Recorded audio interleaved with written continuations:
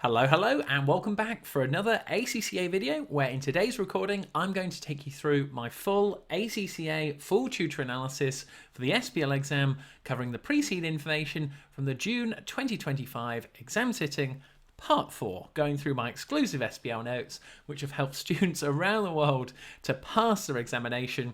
And if you'd like to be one of them, click the link in the description of this video where you can download a copy yourself and you can follow them through the video. I'm also delighted to say that I'm affiliated and associated with Stranti. They have mock papers, pre-seam packs, everything that you need to pass your exam to get that 50 plus to get you over the line. And if you'd like access to those, again, click the link in the description below where you can find all the details. And for pure transparency on the channel, as always, if you were to purchase anything using those links, I'd be entitled to a small percentage which goes to supporting the YouTube channel. So as always, a massive thank you. If you have any questions on the SBL notes, leave me a comment down below. I love to hear how you're getting on. And we're going to get stuck into now onto the board of directors. So now let's have a look at some of the officers and especially the executive chair. Now, first thing to note on the left hand side is the roles that you can see for each of the areas and the people involved. We're not given any names, but the key thing here is nobody on the board is accountable for sustainability or the environment. Now, the other thing relating to these roles is that on the exam day, if I was in your shoes, if you got a question on the factory and warehouse in Luckland, you would definitely have to refer to the Chief Operations Officer. And basically what I'm getting at is when you read through those requirements on the exam day, think which officer and which member of the board it relates to. There are also actually no KPIs provided in the pre-seed notes for the directors to actually have some targets to aim to. So again, I'm thinking there, hey, it could come up on the exam day or be a very good point you could refer back to in terms of the pre-seed materials. So I'll leave you to go through all the different roles and responsibilities, as you can see, bit by bit. And then in terms of those directors, this is the even more interesting part, that most of the directors have worked for Dearn for over 20 years and relationships between them are positive. They take a risk-adverse approach to decision making, so they sound pretty comfortable to me, but we might get information on the exam day that some of these actual officers are pretty new. But again, that is a bit subjective. We don't know until we get that unseen information, but it's just to be aware of. We also are told that Dearn has a functional top-down hierarchical structure with clear chains of command and formal lines of communication, responsibility and authority. Processes are well defined and the focus within the company is ensuring the day-to-day operations run effectively and efficiently. You'll see on my notes on there, I put down straight away, doesn't sound very strategic to me, and a sort of top-down functional structure on there is where the leaders make the decisions and the people below actually just do as they're told. So it kind of comes across that the board of directors have got really comfortable, they do what they want to do, they make sure it ticks along on a day-to-day, week-by-week basis, but are not really concerned about the long-term strategy of the business, which leads me to think there are plenty of the models and the theories we've gone through so far in the pre-seed notes that could be applied. The organisation is divided into departments such as finance, purchasing, business development, human resources, IT, research development and customer service are in Dearn's head office. Thought it was a bit weird they didn't have a sort of sales department, so again, maybe if you want to put that one down. But the warehouse, factory and retail outlets form 3 further departments. The managers of each department comprise of the senior management team and report to members of the board. So in essence, the board is in control and they make all the decisions. Now, getting on to the actual products now, there is a small typo on here. So again, hopefully no one from ACCA is watching this, but who knows? But it should say Dearn sells 4 types of shoes: formal, semi-formal and children's shoes. Remember, the formal type of shoes are the handcrafted ones. Semi-formal and children's shoes are all mass-produced. And the chief product officer is accountable for introducing the sales of casual shoes you can see on there.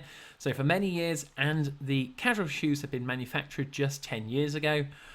All are made in Totland by EXCO, with the exception of formal shoes which are produced in Dearn's own factory in Luckland. Details are in table 3 below, which we'll come on to in a moment. But that is a key point there in terms of the location of the manufacturing, not to make mistakes on. And Dearn is struggling to engage with the casual shoes market, so there's plenty to discuss, and again, it could relate into a management style question. We're going to come on to table 3 now on the right hand side, but there was a little bit more about that Dearn produces 20 different styles of each type of shoe. These styles are reviewed on an annual basis and updated for any changes in fashion, such as colour or height or of heel. Those which are performing poorly are no longer manufactured. When a style is removed, a new style is replaced. But if you look back at page 5, it seems way too long to be reviewing styles that are changing and doing this on an annual basis. It needs to be a heck of a lot quicker. And 20 different styles, another weakness I would say from a SWOT analysis perspective. We have the Chief Product Officer accountable for these areas, and we have a keyword of unusual to refer to on the exam day. So if we read it through, Dearn is unusual in the industry. Do you really want to be known as unusual with a 9.4% shareholding in the industry, as it uses both handcrafting and mass production and offers all 4 types of shoes.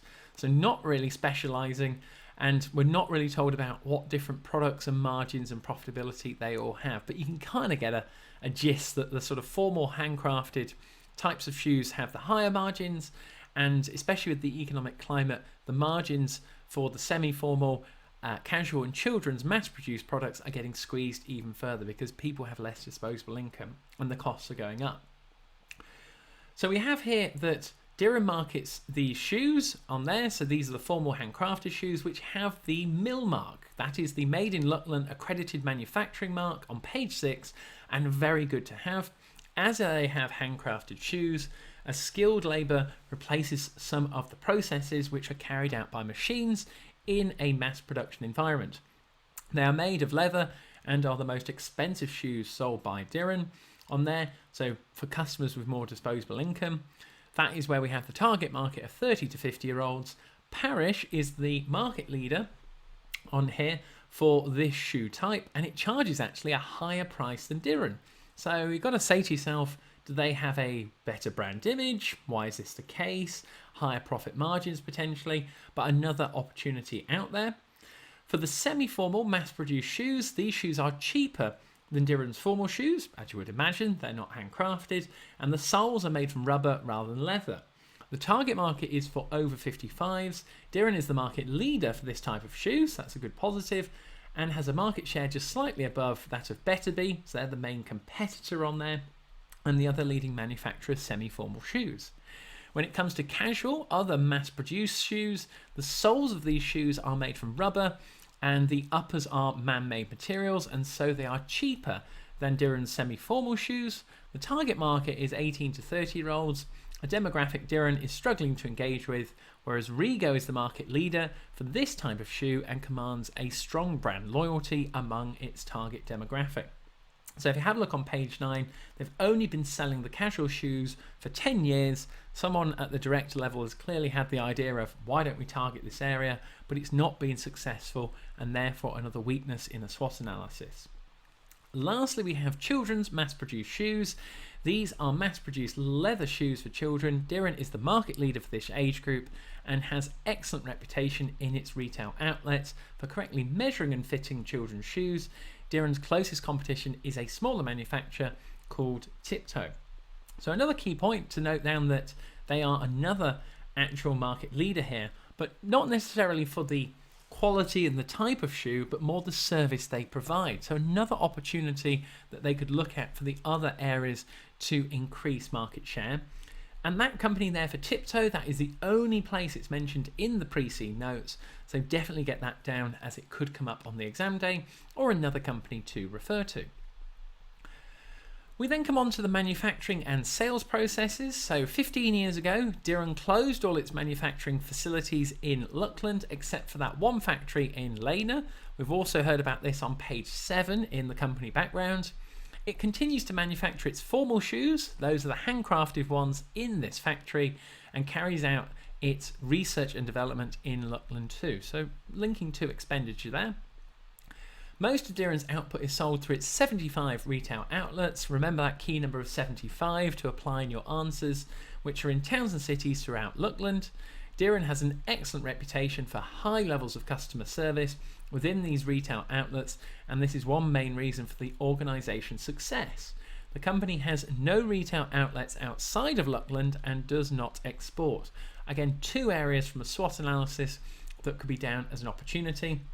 But in terms of customer service on here, which we'll come on to in page 12 in a moment, the actual service has been dropping year on year, and the quality of the goods is dropping year on year. So it's not looking good for Dearn in the short term, and the actual sustainability of the business in the long run. All of Dearn's products are also available via its online offering, which is available to customers in Luckland only. So again, not looking overseas, another opportunity there that the Chief Commercial Officer is accountable for. Customers must collect any products purchased online from their local Dearn retail outlet, as Dearn does not offer a home delivery service, which is unusual for Luckland. So why don't they deliver? Why are they not doing what the competitors do? And this could relate into that this has restricted online sales volumes, and they currently only have 12% of Dearn's total sales are all made online. So if you look back up to, I think it's page 6 on there, for the actual total market for Luckland, it's about 25% of the market make their sales online, whereas Dearn only has 12. So another opportunity from a SWOT analysis question if it was to be tested. We then come on to the stages which Dearn shows to go through from design to being sold in retail outlets, and they're illustrated in the diagram below. But before we get on to that, there are two other models to get down. That Boston Consulting matrix on there could possibly be tested, as it analyses product portfolios on there and the matrix, so definitely worth getting down. And Pop-It model on there is a framework that helps businesses to analyse and improve their processes and structures. So the people, the organisation, the processes, information and technology. Again, another model that could be applied based on the pre-seed materials. Plenty of models that have a lot of legs that could be tested or applied. On the left-hand side, we have Dearn's manufacturing and sales process. Again, you just be careful on the colouring here, hence why I've referenced it A, B and C. But you've got all shoe types, formal shoe types, and then the Exco's factory in Totland. The bit you want to get down from here is who is accountable. So the Chief Product Officer. Nobody's accountable for sustainability or the environment, so linking that into the manufacturing process here. And the Chief Operations Operator is accountable for that manufacturing process in the second stage, where it's in the sort of more greyish colour on there. We can come down to a few more notes. Again, that Chief Commercial Officer is accountable for the retail outlets. We've got DT involved there, how it is being shipped. But the key bit at the bottom, as you can see, is the stages of the manufacturing process are set out in section 2 on this document. And that was all about the shoe manufacturing and retailing industry, which you can find later back in your notes. In terms of the information systems now and use of technology, as you would imagine from a pestle point of view, plenty of technology aspects you to include. So head office, it has an off-the-shelf finance and human resource system, which has been in place for a number of years. Human resource systems is fit for purpose, so pretty good there, based on the current operations, but the board is aware an investment, so capital expenditure, will be needed soon in a new finance system. So that is where the alarm bells start ringing when you sort of read this, a real risk area. A new inventory system has been recently introduced, but it does not provide the transparency that Dearn needs over its supply chain. So it shows visibility of inventory and retail outlets updated daily, but it only updates on a weekly basis for the rest of the supply chain. So if you're thinking some of it's going on a daily basis, some of it's going on a weekly basis, if anything goes wrong with these systems, or you want to refer back to it as a point on the exam day, if it links into a sort of technology or sort of information style question, page 9, the Chief Information Officer is accountable for this area. And the last page, for number 12, we have that Dearn has made significant investments in advanced manufacturing technology, so more capital expenditure there and technology aspects in terms of pestle in its Luckland factory. Remember, that is just for the actual handcrafted shoes. for those parts of the production process not carried out by skilled labour, so they've invested in some form of machinery. It has also invested in an automated picking process in its warehouse, which selects inventory for its retail outlets, and manual picking process is used for online orders. So again, more risks there that the Chief Product Officer is accountable for. There is an e-commerce platform which has relatively limited functionality. This has impacted on Dearn's ability to engage effectively with digital marketing. Depends how you look at it. It could be a SWOT analysis opportunity, but currently as it stands, a weakness. There is also an intranet on there which includes information and resources for staff and areas of staff comments. So an intranet, as you saw me there, that's a local communications network. So maybe the sort of social aspect from a pestle analysis point of view, but because it's a sort of local community that has resources for staff and information on there and allows areas for staff to comment, could lead to issues that I would definitely make sure you get down from a people perspective. When we look at the risks, a TARA model again is a possibility here. So a structured approach to managing risks by classifying them into different areas. Should we transfer the risks, avoid the risks, reduce the risks, or actually just simply accept the risks? So when you're looking through these risks in the risk register, we've got the following risks are currently on Dearn's risk register: supply chain disruption, a potential economic downturn, which looks likely from what we've seen in the pre-seed materials. Dearn's limited online offering, again, they only get 12% of their sales compared to 25% in the other market competitors. Product recalls, product quality involving Exco Limited, that sort of party which they use in Totland. The environmental impact of the shoe industry and customers' reaction to it. Remember on page 9 that Dearn's board are actually very risk adverse to decision making, and quite a few of those points actually link to sorting out the quality of the products and how they are made. So refer to a SWOT, PESTLE, Porter's analysis question for each of those risk areas. And we come on to the extracts from the website now, the mission, the vision and the values, all areas they love to include in an SBL exam from a non-financial point of view. And just looking through them one by one. So quote these directly in your exam. That is absolutely paramount for you to do. And what you need to consider there is that we've been told in the mission that they are well made, reasonably priced, and an enjoyable customer experience. Well, if you have a look down at the bottom, the customer satisfaction has been declining year on year. Well made, the quality has been dropping, especially from the outsourced mass-produced products. And in terms of reasonably priced, we're not given too much in terms of pricing, so it could be an area on the exam day you're given on the unseen information. We're also given the vision to become the first choice for shoes of the whole family. Well, when you see the market share below going down from 10.1, 10.2 to 9.9 to 9.4, does that really tell you that they are first choice on there in terms of that vision being actually put into practice by the board of directors? Remember the family, leave it to the board of directors to actually put that vision into practice, and it isn't being implemented with the share, the market share going down. Lastly, we have the values of Dearn. So they're guided by their respect for their history, which they've been around for over 100 years, so that's a big tick. A focus on quality of the products or service. The quality, unfortunately, has been falling, especially since they made that decision to outsource their mass production. And lastly, long-term commitment to our staff. So looking at the bottom there, the staff satisfaction rating out of 10, it's been pretty consistent around the 8 mark, whereas the industry average is 7.2. So really good for staff. And we've seen in the pre-seed notes about the staff turnover rate being really low, so they like to work there, and generations tend to stay there for long times. You'll see in my notes as well, be super careful here. I've colour coordinated in purple, where we've got the industry average in 2004 compared to Dearn's figures for 2004. As you can see here, market share is in a worse position, revenue's been pretty flat, gross profit margin is still pretty healthy, which is good.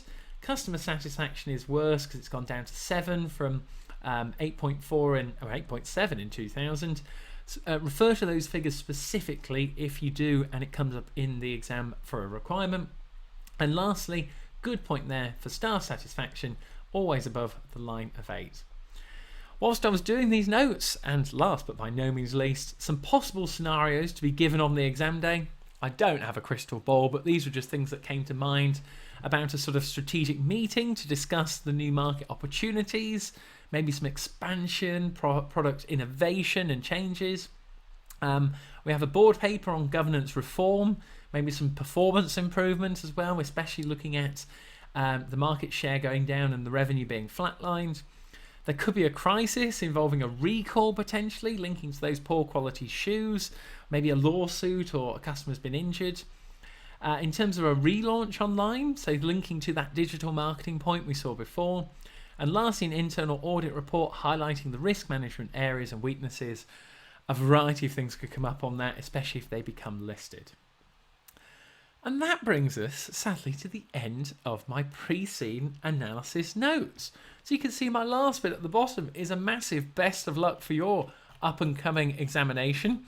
These notes took a heck of a lot of time, so if you've downloaded a copy, a massive thank you for all of your support in getting yourself a copy on there. Be sure to subscribe so that you get access to all the videos, and click the links down below to get yourself an Astranti mock paper and their pre-scene analysis pack. So I will see you on the other side now for another SBL video, and best of luck with your exam.